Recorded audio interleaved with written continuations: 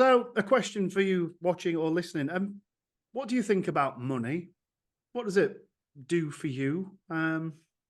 It fascinates me as a topic, does money. I think ever since, well, probably since I was young, but certainly since I started working for myself and been responsible for what money comes in and comes out, and having a family, um, really changed my perspective on it. But whether it changed my beliefs and behaviours around it, I don't know, and that's what we're going to explore today. There's a lot of stigmas around money.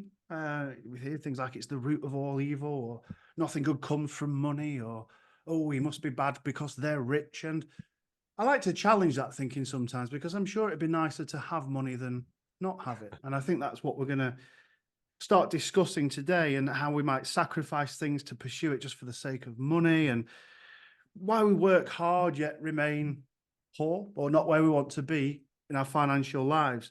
So we're going to discuss some of those common issues surrounding our own thinking around money, what's keeping us poor, what we can start to do about it, most importantly. And I'm delighted that my guest today has, well, literally written several books on the topic of money, but more our psychology around it and our approach to it. And it's that I'm fascinated to uncover today, and discover where his life's taken him since he wrote these best-selling books. Douglas Kruger, please do take some time to introduce yourself. Tell us who you are, where you are, and what you've done about money. Thank you very much, Robin. It's a great pleasure to be with you today. I am, if you listen carefully to the accent, you might detect very South African, but I've been staying in Great Britain for the past nearly 3 years, and I have to specify there because I'm not technically in the UK. I'm in the Channel Island, which falls under Great Britain, but not under the United Kingdom, just for the sake of Oh, confusion. really? Yeah. Apparently, we are British, but we are not UK. Go figure. I don't know what the distinction would be, but anyway, carry Well, on. essentially what it comes down to is we are under the king, but we are not under the UK Parliament. So that's the difference in a very quick nutshell. Yeah. But yes, Fascinating. as you suggest, Carry on. the idea of the psychology of money, that's something I've been fascinated with for the past couple of decades. I write and speak on the topic.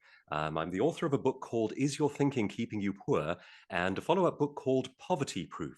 And they are really about exactly as that term psychology suggests. It's less about money per se and more about how humans think about, conceive of, and interact with the idea of riches and wealth and the generation of money. And it has all sorts of interesting ramifications for our families, our politics, our nations. So it's something it's kept me busy and out of mischief for several years.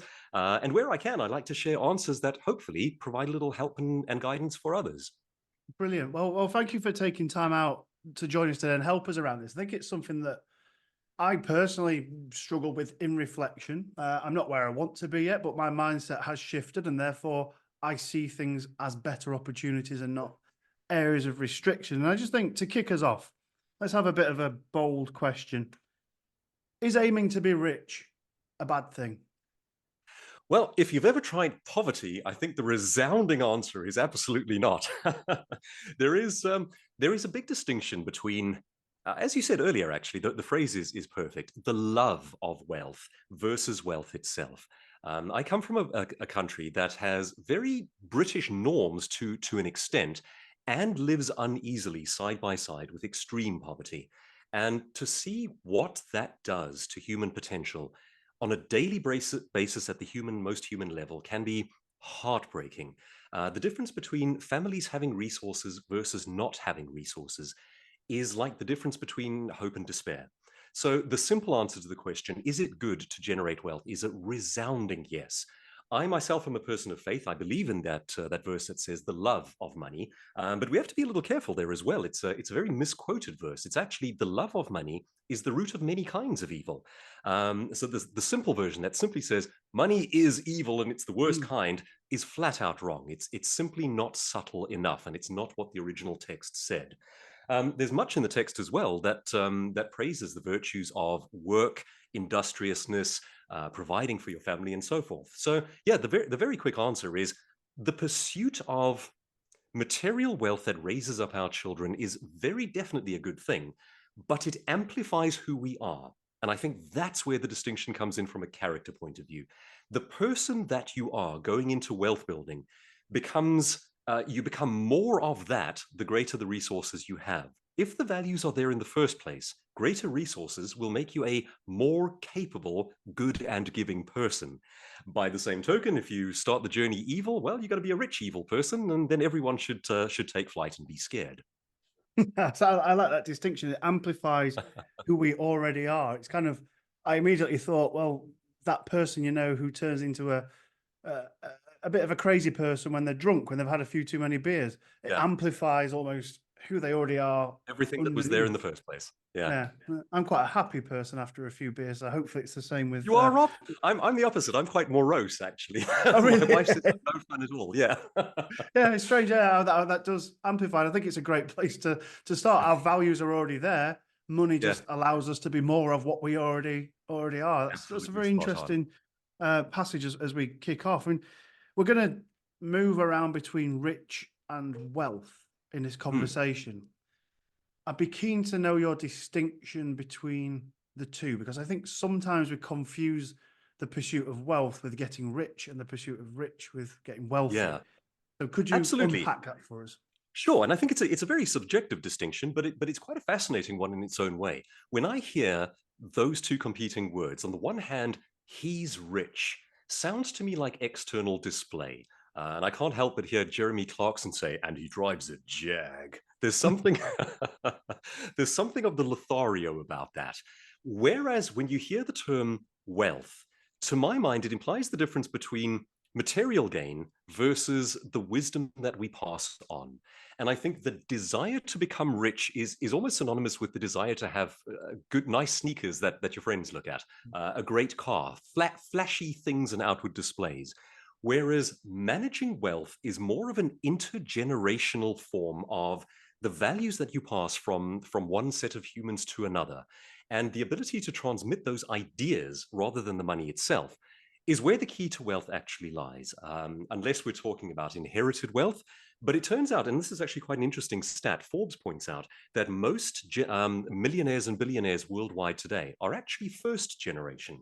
So the misconception that wealthy people tend to have inherited is statistically largely untrue. In most cases, millionaires and billionaires are first generation and first generation business owners. And that teaches us something quite interesting right there. That's from Forbes, you say that are saying Yeah, that. yeah, yeah, That's interesting, isn't it? So it shows that the opportunity is there for us to take it, because you're right. You walk around, you think, oh, they inherited it. They aren't yeah, they lucky that yeah. someone rich in their families died? Aren't they so fortunate to have inherited all that? And again, the behavior of the flashiness, the Mm, drives a nice car, must be rich. Oh, he's a bit of an yeah, idiot. We have perceptions around that potentially mean we actively avoid pursuing being rich, because we have uh-huh, connotations of rich equals this behavior that I don't like. Whereas I think yeah. what you might be saying is we almost need to aim to be wealthy because we have a responsibility to pass it on to future generations. Yes, it's actually something that I find quite interesting. There's a word that gets thrown around quite often, and the word is privilege. And of course, there is such a thing as privilege. But in many cases, the best thing that humanity does is labeled with that word in a negative way. And it's actually such a strange thing to behold. And I think perhaps as coming from as an outsider from a different nation, I have a whole different way of looking at this idea. When you ask yourself, what's the best thing that we could do as a species? To my mind, as a father and as a person with a family, it is raise the next generation to do better than you, to be better equipped, to be better educated, to have richer, fuller lives, and to do good in the world. And there's a moral component to it too. We often find, though, that in certain circles, it becomes very easy to call a person privileged as though we are accusing that family, that group of something negative. And the negative thing is arguably the best thing that human beings do to raise their children to the highest possible level. And the more and more you get into that sort of thing and look for the subtleties, the more fascinating it becomes. But yeah, that's the sort of thing that I'm really interested in. How do different generations think about work and wealth and raising their children, and the Mm. kind of opportunities that are available to you? I'm facing a very strange opportunity. I mentioned this one to you behind the scenes as well. For someone who writes and speaks on wealth, I'm taking an incredibly big risk at the moment and doing something very different. I've actually paused the work that I generally do, and I'm writing novels at the moment. And the reason for that was a confluence of strange events that all just sort of came together at the same time. Back in South Africa, we had COVID lockdowns, among the strictest and most strenuous in the world. And that knocked out the events and speaking industry, which was my primary source of income. Now, at the same time as that, my wife received an email literally out of the blue asking whether she might be interested in a position with one of the consulting firms in the Channel Islands. And our first thought was, well, it's a scam. But Mm. we followed it up and it turned out to be quite genuine. And at the same time as that, I had sent a proposal to my publishers, Penguin, on the heels of writing something like, I think it was 11 or 12 non-fiction books on business, branding, wealth, that kind of thing. I sent them one saying, would you be interested in a novel? And to my great astonishment, they actually said yes. So what I've done is, as we've moved to the other side of the world, and I have this window of opportunity where I can sit and write, I'm betting a great deal on the idea that I can transition across industries and actually write novels full time. So over the past couple of years here, I've written an additional 3 novels in beyond the 2 that I had published in South Africa, and trying to see whether I can make that dream come true. Wow, and I guess it's a plot twist that perhaps most didn't Yes, expect to well hear. said. No pun intended, I guess. Yeah, But I assume that's partly, and it's great to see that you took the leap to support your partner on that as well. And that breaks a few stigmas and stereotypes and stereotypical norms, yeah, doesn't it? But I think I assume that is your relationship to money and what that has allowed you to do to make that choice, because we yeah, can take this risk and we can take this potential, this opportunity. And yeah, I think sometimes we work ourselves so hard to short-term gains, to paying this month's bill, to paying this yeah. month, to be a month ahead, that we are always stuck in short-termism. And I wonder, your comment was about generations, multi-generational perspectives. Hmm. Have generations shifted what they think about money or wealth, or are we born into those perceptions? Root of all evil. You'll never be rich. Hmm. Just work hard and retire. That sort of stuff. Where Yeah. does that come from? Is it learned or are we born with it? I think it's very much a mix of many different things. I mean, certainly you are born into an environment that has a degree of momentum to it. And looking at it differently, if you are born into British society, you will tend, whether you notice or not, I mean, it's like the water that you swim in. You will tend to look more favorably on the business world. And I read a recent stat from South Africa where overwhelmingly young people believe that entrepreneurship simply doesn't work. And it was something like 75% of the youth in South Africa who say it's too difficult, can't be done, it's not worth pursuing. And those kinds of norms, ways of looking at life, are vastly different from country to country. Now, of course, there's also global narrative, what people tend to believe all over the world, and it gets knocked about quite severely by things like lockdowns and so forth. But I would say that by and large, British society tends to be a lot more business friendly and a lot more willing to teach its children that the way forward is business ownership, hard work, career, and so forth, than a lot of other places in the world. It certainly does make a difference what you are born into. Now, what Mm. I'm very interested in is disrupting the things that become negative forms of inherited thinking. What thought processes do we inherit from past generations that actually don't serve us well? And an example I often use for this one, particularly with live audiences, I will put up a screen that shows an old grainy photo of an Industrial Revolution era factory. And as I show this reality of work a century and a half to 2 centuries ago, I run the audience by the similarities between that and a modern public school. And it's things like lining up in a quad, sitting down in neat lines to produce while a foreman or teacher goes to the front of the class or room. And there are striking similarities between how these things are structured. And we look at that and we say, well, come on, it's sheer coincidence. Schools just happen to be structured that way. When the reality is no, the schools were designed that way in order to meet a working reality that is now 150 years extinct. Mm. And there's something fascinating about that, because that kind of thinking was in no way malicious at the time. It wasn't designed to be a trap. It was simply the best people could do at that point. But the thinking gets handed down through the generations and then becomes invisible. So what I'm fascinated by is helping my child and the people that I interact with to try to see those fallacies and, if possible, to try to see past them, because it makes a big difference. Now, Rob, you mentioned when we started this whole process that you might want to chat about sort of a few of these fallacies. If we've got time, I've prepared 3 for you, but we can go as long as we have the time for, or go into as much depth on any one as you may prefer. No, I think that would be great. Because I was going to sort of ask around, why are this generation and others, the ones after me, the ones slightly before me, why are we stuck in this poverty or limiting belief, limiting mindset about money? It probably plays into the Yeah. 3 or 4 that you've got highlighted there. So let's have a discussion around that. I think it'd be fascinating for those watching and listening. Absolutely. All right. The first one is I find that a lot of modern thinking is infected with what we might call the finite pool fallacy. Now, the finite pool fallacy basically says there's only so much. So if you're getting wealthier, it's because I'm getting poorer. If you want to go further, that limits me, and so forth. It's this idea that money is a limited resource and there is only so much to go around. It's a dangerous belief system from several perspectives. At the biggest level, it gives rise to political entities that can do great harm to human beings on a mass scale. At the smallest level, it becomes a deterrent to hope.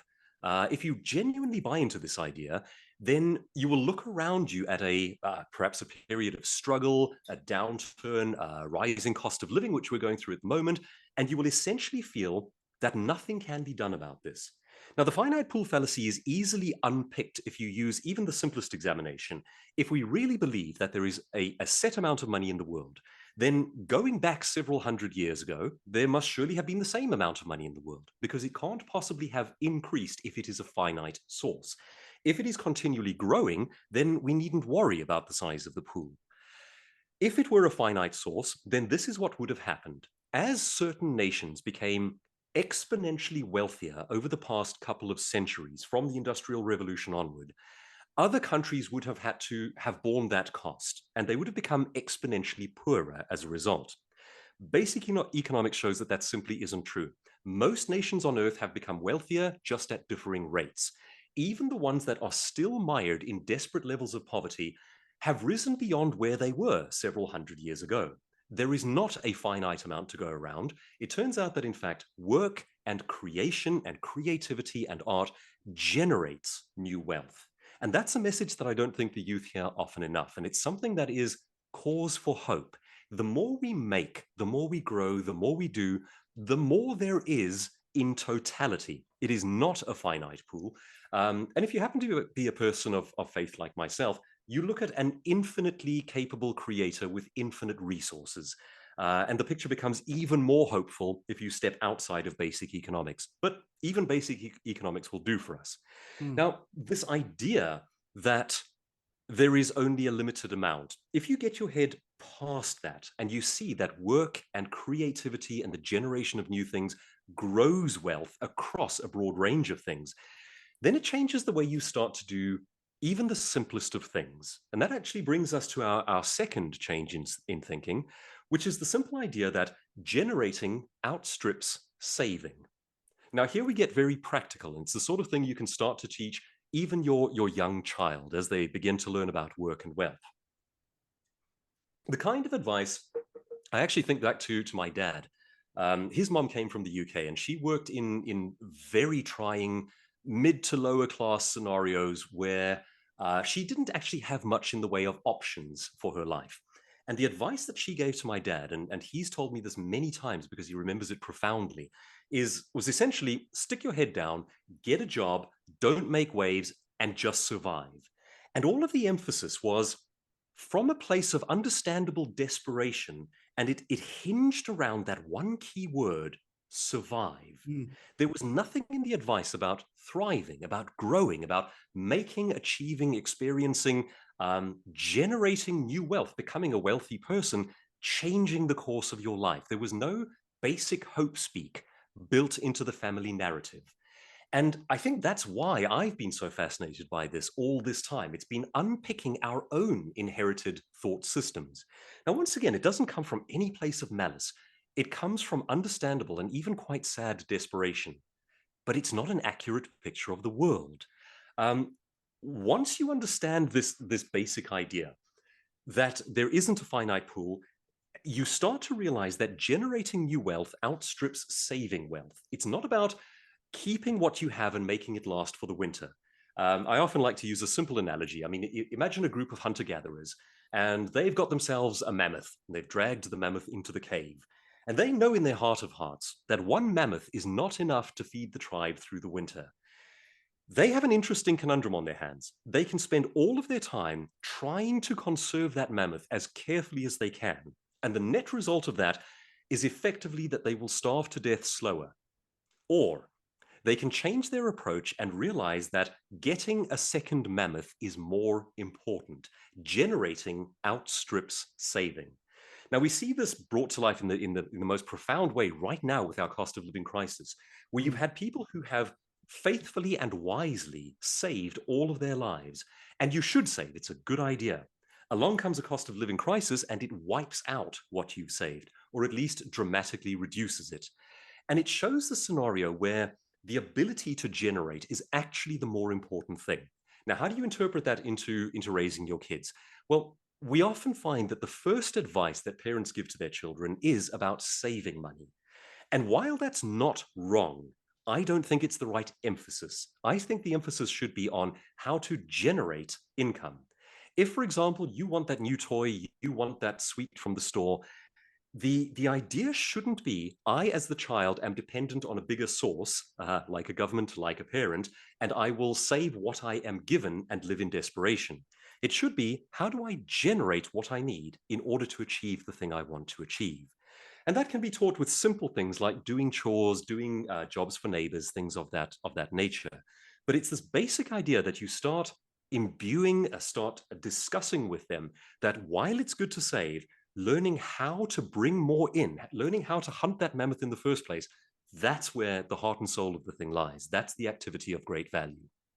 It's an interesting concept, generating outstrips saving. But just to underline, you're not saying saving is bad. It Not just at all. shouldn't be your sole It's not the purpose full picture. Yeah. for wealth. Do you have Yes. a guide? Because I've read across various texts and principles around saving and investments. I mean, what, as a rule of thumb, is a place to be cautious, saving for a bad day, whatever it is, saving for saving's sake? Do you have a ratio that you might work towards, i.e., 10% of my Yeah, income, 20% of my I income? find the wisest approach is to marry someone wealthy. Next question. Yeah. So my own, we could go into detail on this, but I think the best rule of thumb is that basic 80-20 rule. I think that you should switch from 80% of your worry, your emphasis, your psychological energy going into saving to 80% of your energy going into generating. And it's not even necessarily about the amounts per se. The more you can save, the better. And certainly there are some fascinating books that have been written about how you can take advantage of multiplying interest and you can do many clever things with what you save in order to grow that money. Well worth understanding, well worth investing in, a good way to go. But I think the error that we make is in putting most of our emphasis on that while being dependent on an outside source for the income itself. Whether that means we are employed and we look to our salary or whatever the case might Mm. be, we tend to think in terms of the saving is the thing. I think the generating is the thing. And that actually leads us to the third idea, which is the raising of the value of what you do. Now, this is almost the key to this because what I've just said there begs the question. If you are simply working for a salary, which is a Mm. good and noble thing to do, then surely saving is the most important thing you can do. And I argue that it isn't. I argue that whatever it is you've chosen as your means of generating new mammoths for the clan, you should learn to raise the value of that thing. Now, let me give you several examples of how that might work. Um, I caught myself actually not living up to my rule once, and this makes a good illustration. The highest value thing that I used to do in my speaking career was standing up on a stage in front of an audience of people delivering a keynote presentation. Now, by anyone's estimation, that is a high rate of return for a relatively small amount of time. You stand on a stage and what you do brings in a large amount of income in a very short space of time. Now, I found myself doing this as well, where in a given month, I would pick the low-hanging fruit instead. I would spend a great deal of time, an entire month of work, trying to generate things like, say, voiceover work or writing articles or things of that nature. And all of them paid a little, but Mm. none of them collectively paid as much as a single keynote presentation. And eventually I would catch myself after a month's work saying, you know, if I just put half that amount of energy into getting one keynote presentation, I would have earned exponentially more over much less time.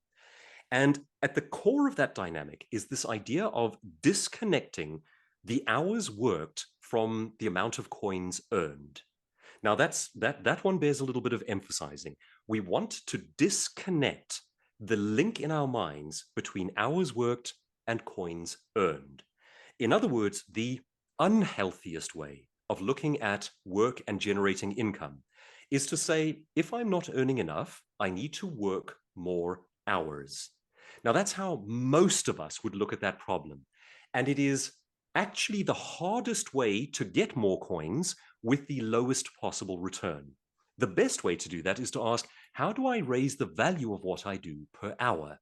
And there are several, in fact, there are hundreds of ways of answering that Mm. question. Let's say, for example, you are a hairdresser. You can either work many more hours or you can open up further hair salons. The person who works more hours is going to put in much more personal time and effort and earn much less than the person who says, all right, to multiply the amount of money that comes in per hour, I can't be the one carrying out the work hour by hour. So I hire other staff, I open other branches. Or you might go a different route. Say, for example, you are an artistic specialist or a specialist of any form, but you are the person who has to do the work per se. In any industry, there is the low-level version and the high-level version of that. You will, for example, earn less writing for a community newspaper than you would writing for Forbes magazine. So your task becomes understanding how to move from being the entry-level offering to the high-value offering. And it's understanding how to do that that becomes a lifetime pursuit, because there are hundreds of ways of doing it. But the important part is understanding that you should do it. And I think what happens to many of us is we end up with our hands so thoroughly stuck in the machinery of what we do from day to day, so caught up in the stress and the busyness of it, that we don't get the time to zoom back and look at our career. We're working in it, but not on it. And Mm. that's the kind of thinking that we need, that metacognition that says, let's think about the career, not just within it. What is the highest value version of what I do? If, for example, you have chosen to be a YouTube star or you run a podcast, then multiplying the numbers might be a case of how many additional subscribers, how many additional platforms, and so on. You're going to earn vastly different amounts if you have 100 or 1,000 subscribers to your YouTube channel versus 3 million. The 3 million subscriber YouTube channel is the person who is doing something at a high level of value. And what's interesting then is to study what such people are doing and to reverse engineer. What are the principles that help them to be a high level offering in the marketplace? That's what we're after. Yeah, fascinating. I'm just making some notes down here, Douglas. I think it's almost like a decision. It's like a light switch moment, isn't it? We have to decide that this is, but also society or the market we're hanging out in, the people we listen to, our network, if you like, tells us that being busy equals success, i.e., Yeah, I'm on the tools, I'm in the office 50, 60 hours. No one works harder than me, but I still can't pay my bills. Society doesn't work for me. I will yeah, never be rich. And we talk ourselves back down again. So absolutely. I wonder, Douglas, what was your light switch moment? Can you remember what that was? Yes, I call that, and please forgive me if this sounds unkind, your thought swamp. I caught myself in a thought swamp once, and I had um, eye-opening lesson in how to overcome it. A thought swamp is essentially this. We look at the thinking immediately around us and we get mired in it. That becomes our local thought swamp. Now, we may have a good or a bad version of that. You may be surrounded by people who are naturally entrepreneurial, who live in a slipstream of fascinating ideas, who are happily willing to mentor you, show you the way forward, welcome you into the slipstream of ideas and so forth.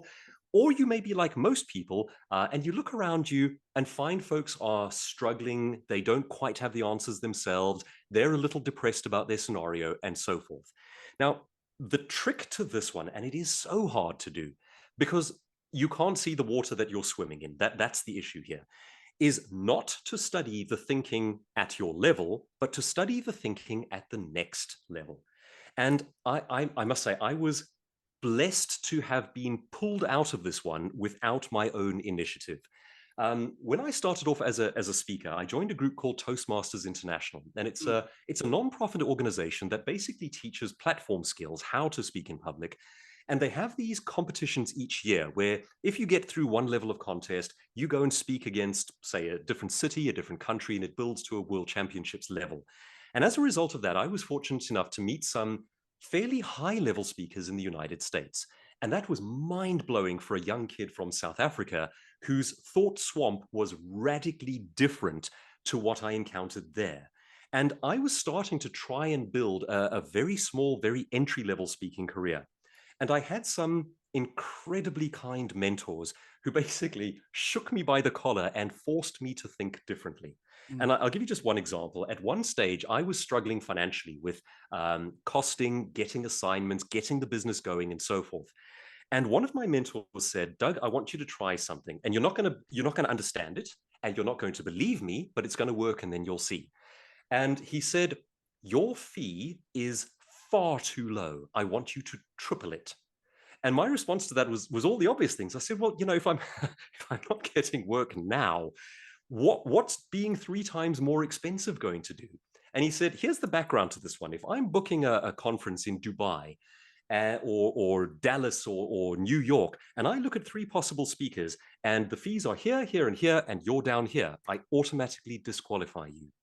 And he said, I know you're not going to understand this, but I want you to triple your fee." And I went, "What have I got to lose?" Shrug, and I did it. And that happened to be the first time that I had not just a good year, but I earned 3 times more than what I had the year before. And it's one of those aha moments where you sit back and you go, what just happened there? Because Mm. I don't get it. I don't understand it. And it was for me the beginning of this mental journey of thinking about value. Now, of course, on the other side of that equation, you can't simply charge more, you have to bring the value. So there was more to that conversation, and I must just stress that. But it was this wonderful moment in which someone at a different level of thinking reached their hand into my level of thinking and pulled me up. And it taught me that if you want to progress to the next level in terms of wealth, you must not and cannot study the wealth at the level that you are currently at. It doesn't work. You have to study the next level. Here's the catch. You don't study the outcomes, you study the inputs. Mm. So to look at a wealthy person and go, aha, this person drives the fancy car, wears that brand, and goes drinks this kind of drink, that's not useful information. The useful information is the slog in the background. What were the nightmares that they went through to get there? What were the inputs? What were the sacrifices that led to the generation of that kind of wealth? And you can study it in any sphere. I mean, most fascinating for me at the moment is the world of novel writing. Mm. And I study Dean Koontz, the thriller writer who, in a sense, kind of competes with Stephen King. And even though he's not as much of a household name, in certain bestseller lists, he actually outsells Stephen King. He sold a mansion in California a while ago for some eye-wateringly astronomical price. And the wealth goes into numbers that you and I find hard to comprehend. Mm. But then you look at not the outcomes of that, but the inputs. And in his case, in fact, something very similar to my current scenario, his wife made a deal with him. And she said, I will support you for X number of years. I'm going to go and do things that support the family. You write the novels and we'll see if it works. If you haven't done it in X number of years, you give up and you go get yourself a day job. And not only did it work, but it worked beyond anyone's wildest dreams. Then you have alternative and competing stories like the J.K. Rowlings of the world. And to study her struggle story, where she essentially went it alone, is every bit as fascinating. But Mm. now I'm detouring into things that interest me. The point is, you study the thinking at the next level, and you don't make the error of studying the wealth, you study the sacrifices and the inputs. And you It's, then reverse that and reverse engineer that and ask, how did these people get to where they are? And it's the behaviors. That's what we're interested in. and that's the really interesting catch, I think, is the behaviors. And I think often in this Mm. world of social media, of overnight successes Yeah, in quote marks, we forget that behind that is 15, 20 years of graft and hard work. And I think always. Yeah, I was there's a couple of quotes that were sort of in my mind as you were talking there. There was, I think I heard it first from Jim Rohn, that says you're the average of the 5 people you spend yeah. most time with. I very So strongly agree with that. Yeah. for me, I think there's a great opportunity for us to look at, hang on, who are we spending our time with? Are they in that thought swamp, or are they Yes. actually And going to Rob, help there's lift us another up? opportunity there, which is to say, do we go where the energy is? So, for example, if you are a speaker, podcaster, writer, where are the places where the top versions of that speak and share ideas? And are you exposing yourself to that? If you're not, you are not living in a slipstream of ideas. And it's in that slipstream where you learn the behaviors, the smart cuts, etc. So yes, there's an opportunity in that if you go where the energy is.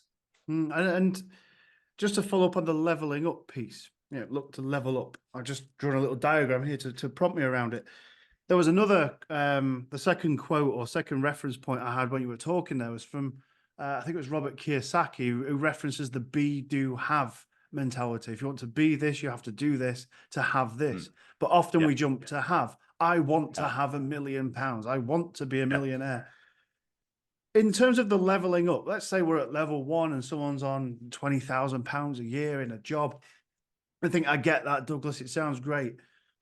Can I jump straight up to level 5 and be a millionaire? Or do we No. level up to level 2? Do we aim for 30 grand and find a mentor that can help us get there? And then a Yeah. mentor can get there? Or do we go from level 1 at 20K to I'm going to find a millionaire because they're going to help me? Is there a It's staging? happened. It has happened in history, but it almost never happens. I think, for Mm, example, in the world of writing, of Stephen King, whose first novel sold for a Carrie sold for an astronomical amount back in I think it was the 70s, and then you get the legal writer John Grisham who pulled the same trick. They are the ones who pulled that trick. Everybody else does it the hard way. But I think there's something well worth knowing and well worth taking to heart in this, which is that the curve tends to accelerate over the course of the years. And I think this is something that we're not told as young people. Um, when you start off going into a new career or a new pursuit, it is by definition hard. You don't know what you're doing. You don't know the smart cuts. You're floundering around in the dark, learning the nuts and bolts of the actual behaviors of the thing. And that is the point at which you enjoy the slowest possible progress by definition. Now, what tends to happen after that is the answers tend to not only accumulate, but they tend to accelerate. So everything that you learn how to do well becomes part of an accelerating curve that that becomes what you might call a it accelerates more and more rapidly. And you use that idea that an overnight success in just 10 years or 20 years. It's amazing how often that happens. I saw that in my own speaking career, where I had people say, well, doing reasonably well in this. And I would always say, yes, I was an overnight success after just 10 years of work. mm, And I myself continually remind myself of that notion now that I'm writing novels. I have 2 of them published, and it's not even a start. The amount of money that they've brought in is so negligible as to be essentially it's petrol money. It'll get the car to Costco and back once or twice. But I know from experience and from my own study into wealth and from doing it in a different field that over the course of the years, it doesn't just go up on a straight line, it starts to go up exponentially. And that, in my case, is as you build up a base of readers. And in the case of just about any other pursuit. It's as you learn the smart cuts and they start to compound. That's the word I was looking for. They compound upon one another. So I tend to give the same advice to wealth builders as I hear given to gym goers, which is don't expect anything in the first 6 months. Basically, switch off your expectations and keep at it. In the same way that most people will try gym for a month or two and give up, and would only have seen any results, say 5-6 months down the line, but then would have seen rapidly accelerating results. I believe the exact same thing holds true for wealth builders. And if we know that, we can switch off the anxiety part of our minds and simply keep at it. It then also becomes a case of saying, do you need to work several plans? So for example, if you're trying to build one thing, do you need to be a security guard at night while you do that thing? Do you need to have a day job while you do that thing? Is there an entry-level version of that that you can do as a career for pay while you learn the high-level version? And the smarter the answers to that, the more we invest in that compounding acceleration down the line. But to expect it in the first 6 months, the first year, the first couple of years is unrealistic in almost every industry. And I think that line is something that people need to hear, because get rich quick is just, it's toxic. It's Yeah, for me, it's absolutely. creating a horrible mentality, a very I'm reactive. desperately anti. I think the phrase, I think you're dead right. Toxic is the right word. It does a great deal of damage because you have this sort of anxious part of your mind saying, well, why isn't it working 1 year down the line? Now, just again, using the novel writing as an example, they say, well, the average just to start making a career out of it is 3 novels down the line. That's the average. And only after that does it even start to become actually quite good, 5, 6, 7 novels down the line. So the kind of mindset that we need says it's not about writing a book. It's about writing the 5th book and the 6th book. And that's the kind of thinking that we need. That requires digging deep. It requires a different value system, and it requires a deep belief in the value of what we're doing long term. So, using your book reference, I just want to start thinking about some tangible takeaways for those that are listening. We know we can't get rich quick, or it's not Or at least a it's very strategy we unusual. can aim for. Yeah. Yeah. You seem to have in your mind where your writing journey is going. Yeah. Do you find that those you speak to, the stages that you speak, the audiences that you speak to about wealth building and money, how many of those have a financial goal in mind, or what wealth is achieving them? Do they find, I just want to get rich for rich sake, or do they have a North Star, a direction? And would that be a great Yes. place to start for people? Absolutely. And the answer is surprisingly few. The general answer is I want to be wealthier, which, good. So do we all. Yeah. What does that mean? Yeah. Yeah. I'd like a unicorn. But it is not only is that not a tangible plan, but it also lacks any element that would cause you to dig deep and find your inner grit. If it doesn't mean something to you on a very deep level, then reruns of Frasier on TV are going to become more important than putting in the time that it takes. And also, studying the behaviors of the people at the next level is hard work. It takes dedication. You have to genuinely pursue these kinds of thinking. And then, with no one cracking a whip behind you, you have to start implementing them. And that kind of personal discipline is not generated by the vague hope that maybe one day you'll get richer. It is generated by highly specific mental imagery of yourself several years down the line. And I like to think in picture stories. And I find that I think as human beings, we like to see ourselves in certain scenarios. And the more specific your picture of yourself, the more you will find, I don't like to even use the word motivation, the discipline to dig deep and do the things that need to be done. Now, in fact, actually, let's touch on that one there, this interaction between motivation and discipline. I am often classified as what is broadly called a motivational speaker. I believe in motivation. I also don't believe in it as much as I believe in discipline. Motivation is a good thing. You have to have some fire in the can. You have to have a vision of yourself in the future. You've got to get something that fires you up and gets you going. That starts the process. Thereafter, discipline is much more important. If you want to have an excellent physique, then you go to the gym whether you're motivated or not. You Mm. switch off the part of your brain that talks about feeling like it, and you draw on the part of your brain that says discipline above all else. If you want to become a novelist, it's not about the motivation to see your name in lights or your book on a shelf. It's about the time spent slogging away at a keyboard. And sometimes that's great fun, telling stories, writing books. It can light you up. And at other times, you sit there and go, what have I chosen for my life? This is not just immensely hard work, it is soul wrenchingly difficult, but it's irrelevant. You do the work anyway. And one way of doing that, one way of approaching the discipline thing, is to put numbers to everything. If you are able to, at a gym, you put numbers to the amount of time you're there, the repetitions you do, the exercises you do, and so forth. If you're writing a book, you have a daily word count, and you simply don't go to bed until the work is done, whether you feel like it or not. Over time, it adds up beyond your wildest dreams. And I'll give you a simple example of this, and again, drawing from the world of novels. If you write only 1,000 words a day, and that is not prolific output for a dedicated writer, someone who's doing it full time. Over the course of a month, you can easily write 30,000 words. Over 2 months, that's 60,000 words, you have an entire book on your hands. And most people are surprised to think that way.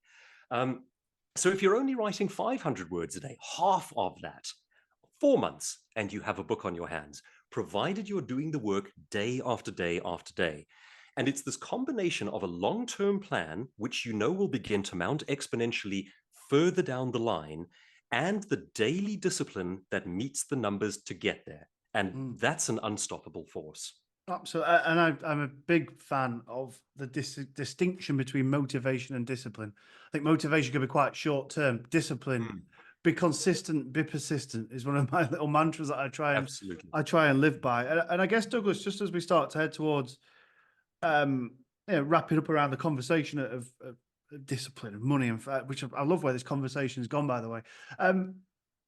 The plan. If people don't have a goal, they certainly won't have a plan. They might say, yeah, I'm willing to do whatever it takes. I'll have the discipline. I'll do it every day. I'll do the reps. I'll put it in. Where can we start with a plan if this whole concept is new to us? I Yeah. want to be wealthy. I know I do, but what do I do? Where's the Yeah. where can we start with a I, plan? I would tend to start in a fairly idealistic place, which says, what do you love? You know, there are different ways of approaching this. I mean, for example, you might start a very functional business doing something that is not particularly exciting, and you can get incredibly wealthy that way. And there's a lot to be said for that. For myself, I like the approach of saying, what lights you up? Now, what is the high value version of that? And the reason for that is it's not just about the wealth and the income. This becomes your story. It becomes your legacy and your life. And I think there are sound reasons, therefore, for finding something meaningful to you, a sense of mission, a sense of purpose. Now, where I think we then get stuck is we then look at our immediate community, your parish, your village, your city, and you say, all right, what are the opportunities here? Now, that may be a good start at an entry level, but it is also the thought swamp immediately around you and does not represent the highest value version of that. What we want to do is go, what's the big version? And I think possibly the person who has done this at the most astonishing level, and it's way beyond my level of thinking, but it's inspiring. Coming from South Africa, going to the United States is old Elon Musk. Who would ever have dreamed that one human being could start the number of things that he has and be operating out in space? I mean, for crying out loud, that's quite impressive. But there you have a person who has conceived of something on a much bigger scale. He was in a place where you simply can't do that. South Africa doesn't have a competitive space industry.